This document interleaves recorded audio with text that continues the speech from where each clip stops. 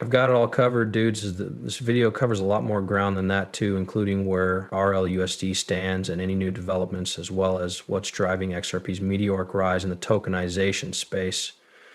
A member of the Ripple team will get back to us, and Max Avery has given us some heat about XRP's potential future direction, which proves that banks are purchasing cryptocurrency. Details regarding it, some announcements. I have some mind-blowing information about ROSD that we can start with this. Thank you for returning. I hope everything's going swimmingly for you and that this week is treating you well. The market appears to be improving. It appears as though some of that energy may be returning to it.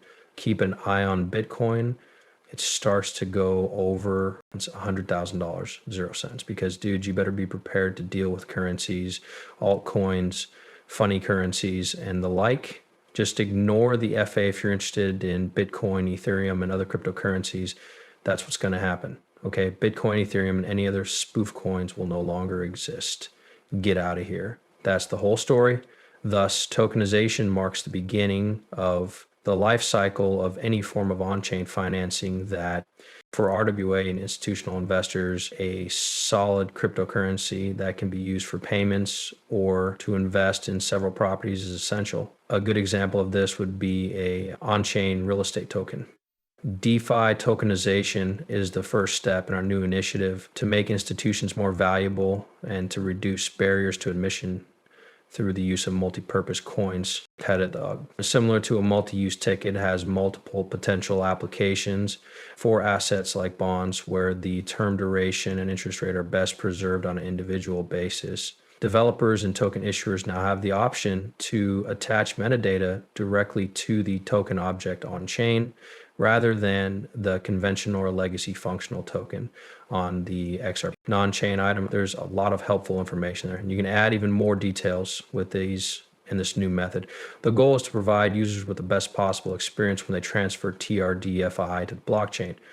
We're making an effort to examine these use cases and ensure that we have the necessary standards and building blocks to support them. To make it clear, when a treasury bond is issued, there will probably be a unique token for each bond that displays the following information: the start and end dates of the bond, the amount invested, the amount involved, the amount that will be repaid, and anything else you think is important.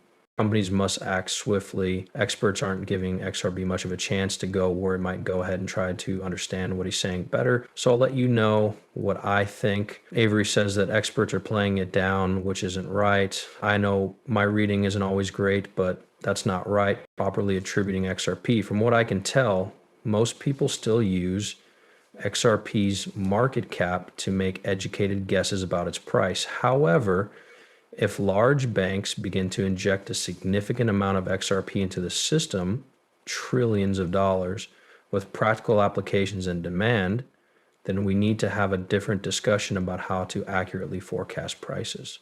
XRP's low price is fine until volume increases. It isn't designed to handle huge demand globally. And if the ledger gets too full and starts to slow, it kind of defeats the purpose of being a fast payment system. But hey, take a look at what's coming up for derivatives made on the XRP ledger. That's some seriously powerful financial machinery. David Schwartz has stated that cheap XRP isn't a good long-term strategy, since the system can't expand if the ticket is too cheap, and if billions of dollars are flowing through this, the price of XRP has to rise to match. Market capitalization seems to be the sole metric that analysts consider when constructing models, which leads me to believe that they are mired in the past.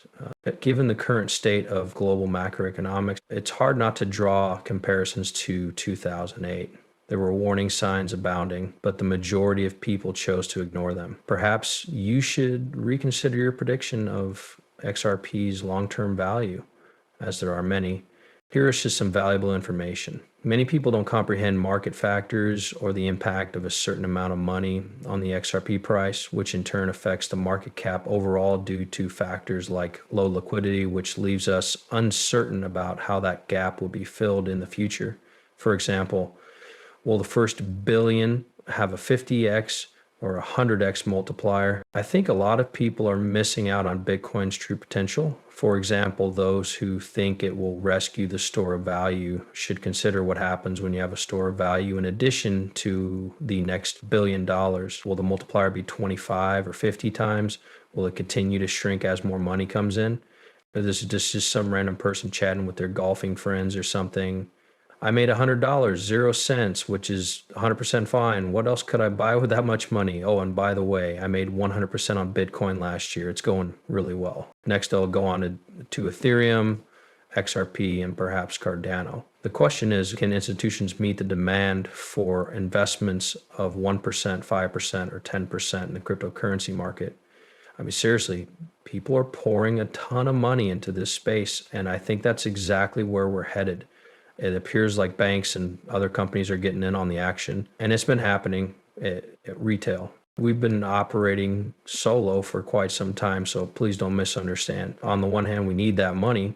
On the other, we can't be libertarian and claim that banks and other companies shouldn't be allowed in. But you should be aware that the money is in these institutions. Without them, our store wouldn't be able to accomplish much. There is absolutely proof that clients of private banks are purchasing cryptocurrency in some manner. Do you happen to have any statistics regarding, example, the amount of users or the types of people who primarily utilize your services that you could share with us? I would greatly appreciate it if you could come in and explain what Alejandro just said while providing solid proof. How is everything going thus far? To be honest, it's funny. Just a few weeks ago, the University of Lucerne released a study about the average crypto trader in Switzerland. They said that this guy who was about 20 years old, so I usually deal with a group of men in their 30s and 40s who have invested around 1,000 Swiss francs into a crypto ticket. After 6 months, I've started to see things differently. On the other hand, the majority of our crypto clients are male.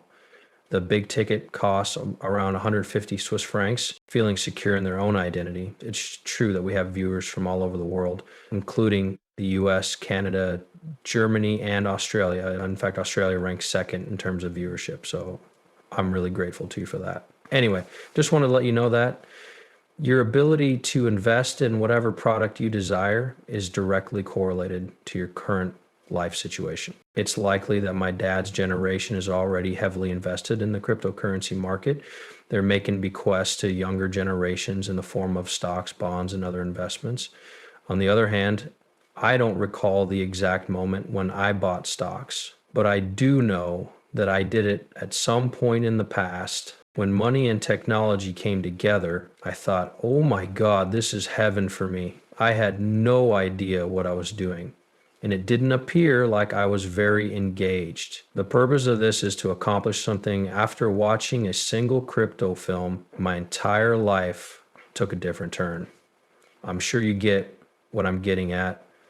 We all have fascinating backstories, and I'd love to hear yours. So tell me, how did you enter the crypto field? I'll be on the lookout for your response.